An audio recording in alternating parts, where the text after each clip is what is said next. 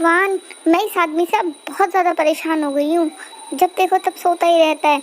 उठो, अजी सुनते हो? उठो ना। देखो दिन चढ़े आया है, जाके कोई काम ढूंढो, घर में खाने तक को नहीं है। मैं बता रही हूँ, अगर आज भी तुम खाली हाथ वापस आए ना तो रात को भूखे पेट ही सोना, कि घर में कुछ भी नहीं है बनाने के लिए। और अगर तुम्हें इस गांव में काम नहीं मिल रहा है तो किसी दूसरे गांव में जाके देखो ना।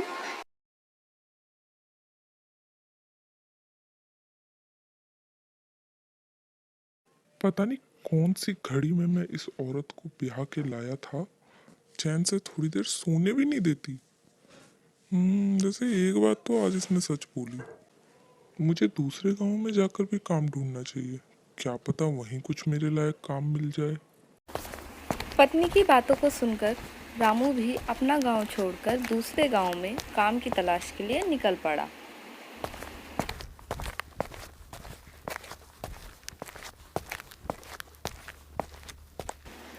अभी वो दूसरे गांव पहुंचा ही था कि थोड़ी ही दूरी पर उसे एक सेठ जी दिखाई दिए जो किसी से बात कर रहे थे। रामू भी वहीं खड़ा हो गया और सुनने लगा।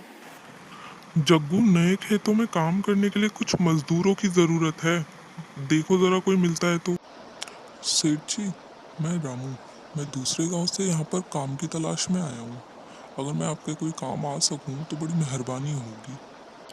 मुझे काम की ज़रूरत है, वरना मैं आज घर वापस नहीं जा पाऊंगा। तुम्हें पता भी है सेठ जी किस काम की बात कर रहे हैं? फार्म का काम है वो।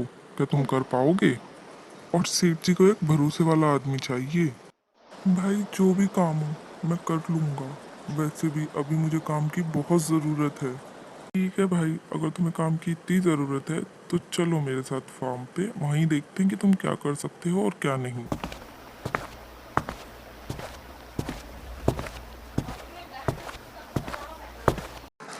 यही वो खेत है रामू जहाँ पे तुम्हें काम शुरू करना है। तुम चाहो तो अभी से भी काम शुरू कर सकते हो।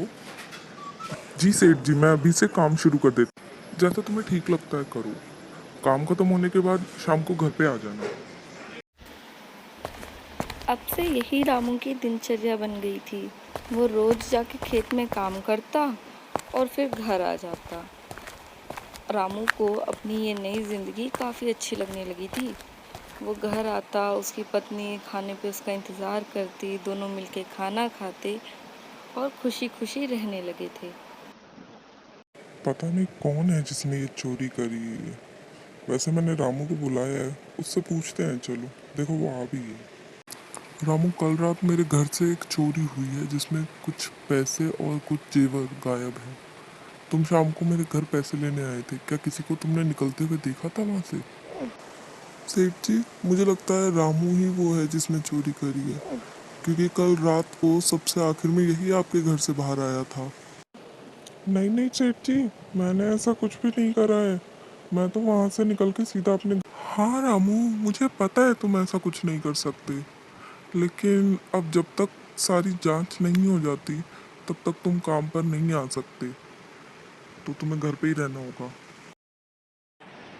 पता नहीं सेठ जी को ऐसा क्यों लगा कि चोरी मैंने करी है।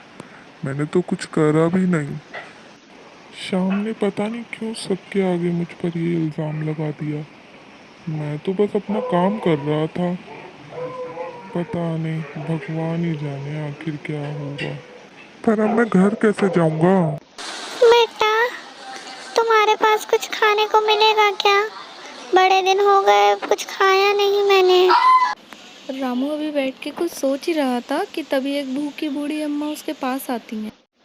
माता जी, वैसे तो मेरे पास कुछ है नहीं, पर सुबह घर से 4 रोटियां लेके चला था। आप चाहें तो वो खा सकती हैं। अरे बेटा, बहुत बहुत शुक्रिया तुम्हारा। इतना कहकर वो अम्मा रामू की एक एक कर चारों रोटियां खा जाती है। तुम यहाँ परेशान बैठे थे, तुमने मेरे को खाना दिया है। बताओ मैं तुम्हारी क्या मदद कर सकती हूँ? माता जी, जहाँ मैं काम करता था वहाँ चोरी हो गई, और सेठ को लगता है कि वो चोरी मैंने करी, इसलिए उन्होंने मुझे काम से निकाल दिया। अगर मुझे काम नहीं मिला तो मैं और मेरा परिवार भूखे मर जाएंगे। बस इतनी सी बात? अरे इसका तो हल है मेरे पास। मैं तुम्हें ये झाड़ू देती हूँ, इस झाड़ू को तुम जब भी अपने हाथ में पकड़ोगे, सामने वाले के दिमाग में क्या चल रहा है वो सब तुम्हें पता चल जाएगा।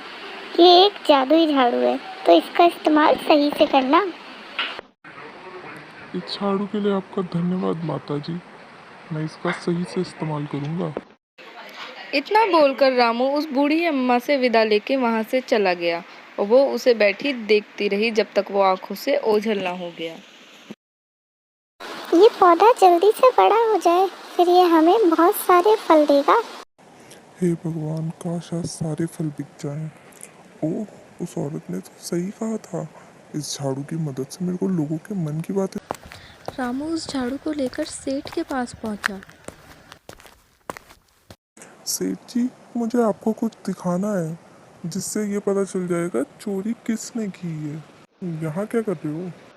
मेरे पास ये जादुई झाड़ू है जिससे पता चल जाएगा चोरी किसने की है। आप बस इसे अपने हाथ में पकड़िए, अभी आपको पता चल जाएगा कि किसके मन में क्या चल रहा है। ये ये रामू यहाँ पर क्या कर रहा है? अगर सेठ को पता चल गया कि चोरी इसने नहीं मैंने की थी। नहीं नहीं, ऐसा नहीं हो सकता, मुझे इसे यहाँ से भगाना ही होगा। रामू, मुझे पता चल गया है कि चोरी किसने की थी। और श्याम, तुमने जो चोरी का गलत इल्ज़ाम रामू पर लगाया था, उसकी सज़ा में मैं तुम्हें काम से अभी निकालता हूँ। चले जाओ यहाँ से। और रामू, तुम कल से शाम की जगह काम पर आ जाना। नहीं सेठ जी, ऐसा मत करिए, मैं आपसे माफ़ी मांगता हूँ सेठ जी, मुझसे गलती हो गई।